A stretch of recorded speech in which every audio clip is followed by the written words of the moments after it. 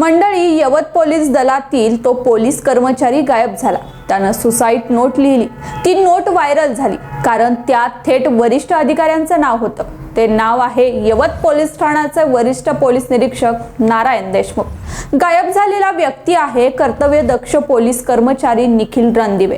एका पोलीस कर्मचाऱ्यानंच आपल्या वरिष्ठांच्या मनमानी आणि हुकुमशाहीला कंटाळून मी जीव देणार असं जाहीर करणं यापेक्षा धक्कादायक काय असू शकतं. निखिल रणदिवे गेले 2 दिवस बेपत्ता आहेत. फोन बंद आहे. त्यांच्या कुटुंबियांची अवस्था काय असेल? पोलीस प्रशासन अजूनही गप्प का आहे? एका कर्मचाऱ्याला आत्महत्येसाठी प्रवृत्त करणारा हा अधिकारी खरंच इतका बेफाम कसा झाला? हे संपूर्ण प्रकरण नेमकं काय आहे हे जाणून घेऊयात या व्हिडिओच्या माध्यमातून. नमस्कार, मी प्रियंका आणि आपण पाहताय पुणे प्राईम न्यूज. मंडळी, गेल्या 2 दिवसांपासून पोलीस कर्मचारी निखिल रणदिवे यांचा फोन बंद आहे. त्यांचे बंधू अक्षय रणदिवे यांनी शिक्रापूर पोलीस ठाण्यात निखिल रणदिवे मिसिंग असल्याची तक्रार दाखल केली. रणदिवे यांनी सुसाईड नोटमध्ये स्पष्टपणे लिहिलं आहे की माझा मृत्यू झाल्यास वरिष्ठ पोलीस निरीक्षक नारायण देशमुख जबाबदार असतील.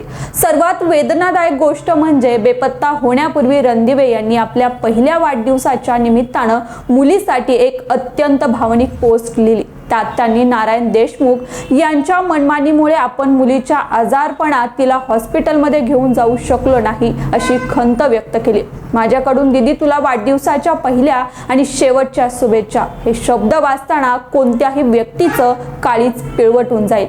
निखिल रणदिवे यांच्या कुटुंबियांनी केलेले आणि व्हायरल होत असलेले आरोप अत्यंत गंभीर आहेत. वरिष्ठ पोलीस निरीक्षक नारायण देशमुख हे कनिष्ठ महिला अधिकारी आणि कर्मचाऱ्यांना वारंवार त्रास देत असल्याचा दावा करण्यात येतोय. कर्मचाऱ्यांना 2-2 तास कार्यालयात उभं करणं, त्यांच्याशी आरेवारीची भाषा बोलणं असा मनमानी कारभार सुरू आहे. या त्रासाला कंटाळून काही कनिष्ठ अधिकारी आणि कर्मचाऱ्यांनी तर आपली बदली करून घेतली, तर काही जण रजेवर गेले आहेत. हा मनमानीचा कारभार पोलीस दलात कोणत्या थराला गेलाय याचा विचार करा. यापूर्वी एका कर्मचाऱ्यानं तत्कालीन जिल्हा पोलीस अधीक्षक पंकज देशमुख यांना मी आत्महत्या करत आहे असा मेसेज पाठवला होता. एवढा गंभीर प्रकार घडल्यानंतरही वरिष्ठ पोलीस प्रशासनाकडून नारायण देशमुख यांच्यावर कोणतीही कारवाई झाली नाही. पोलीस दलात दबक्या आवाजात अशी चर्चा. जर तत्कालीन पोलीस अधिकाऱ्यांनी वेळीच या प्रकरणाला आवर घातला असता तर आज नारायण देशमुख इतके बेफाम झाले नसते आणि आज निखिल रणदिवे यांच्यावर ही वेळ आली नसती. प्रशासनाच्या दुर्लक्षामुळे एका पोलीस कर्मचाऱ्याला जीव देण्याचा विचार करावा लागला का असे प्रश्न उपस्थित होतात. मंडळी, नारायण देशमुख यांच्यावर असलेला आणखीन एक गंभीर आरोप म्हणजे वरिष्ठांचे आदेश पायदळीत उडवणं.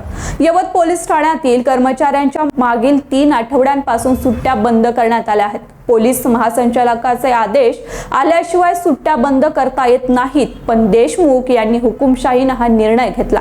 हे अधिकारी देशमुख यांना कोणी दिले असा प्रश्न आता उपस्थित होतोय. पण देशमुख यांनी हुकुमशाहीने हा निर्णय घेतला. हे अधिकार देशमुख यांना कोणी दिले असा प्रश्न आता उपस्थित होतोय. कर्मचाऱ्यांच्या मूलभूत हक्कांवर गदा आणून त्यांना मानसिक त्रास देणं हे कोणत्या कायद्यात बसतं? मंडळी, काही महिन्यांपूर्वी निखिल रणदिवे यांनी वरवंड येथे गुटखा पकडला होता. हा गुटखा एका राजकीय नेत्याच्या जवळच्या व्यावसायिकाचा होता आणि त्याचे आर्थिक हितसंबंध होते. रणदिवे यांना बक्षीस देण्याऐवजी नारायण देशमुख यांनी त्यांना लक्ष्य केलं आणि त्यांचीच केडगाव चौकीत बदली केली. म्हणजे चांगले काम करणाऱ्या कर्मचाऱ्याला शिक्षा आणि अवैध धंद्यावाल्यांना अभय.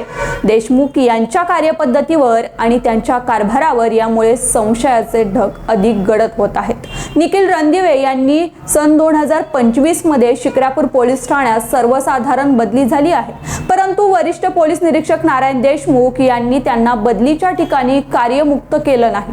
पत्नी अक्षदा रणदिवे यांनी सांगितल्यानुसार 1 वर्षापासून बदली होऊनही त्यांना यवत पोलीस ठाण्यातून मुक्त करण्यात आलं नाही. बाहेरगावी ड्युटीला पाठवून लगेच दुसऱ्या दिवशी पाठवलं जात होतं. कर्मचाऱ्यांना जाणीवपूर्वक त्रास देऊन त्यांचे खच्चीकरण करणं आणि त्यांना आत्महत्येसाठी प्रवृत्त करणं हा अत्यंत गंभीर गुन्हा आहे. नारायण देशमुख यांच्या कार्यकाळात झालेल्या घटनाक्रमावर नजर टाकल्यास आणखीन एक धक्कादायक बाब समोर येते. ते इस्लामपूर आणि मिरज या 2 पोलीस ठाण्याचे वरिष्ठ पोलीस निरीक्षक असताना त्या ठिकाणी दंगली झाल्या होत्या आणि आता यवत पोलीस ठाण्याचा कारभार सांभाळल्यानंतर ही दंगल झाली. दंगल घडू नये म्हणून 300 पोलिसांचा ताफा नेमला असतानाही दंगल होणं हे एका बेजबाबदार अधिकाऱ्याचं लक्षण मानावं लागेल। या दंगलीत 500 ते 600 आरोपी असताना केवळ 18 आरोपींना अटक करण्यात आली होती। मंडळी, सर्वात मोठा आणि महत्त्वाचा प्रश्न आता उपस्थित होतोय तो म्हणजे नारायण देशमुख यांच्यावर इतके गंभीर आरोप असून अनेक ठिकाणी त्यांच्या कार्यकाळात दंगली घडल्या असून अनेक कर्मचाऱ्यांनी त्यांच्या त्रासाबद्दल तक्रारी केल्या असूनही अद्यापपर्यंत त्यांच्यावर कोणतीही कारवाई का झाली नाही। कर्मचाऱ्यांच्या सुट्ट्या मनमानीपणे बंद करणं, चांगली कामं करणाऱ्यांना शिक्षा आणि बदली करून कार्यमुक्त न करणं ही हुकुमशाही चालवणाऱ्या देशमुख यांना वाचवणारा नेमका आका कोण आहे?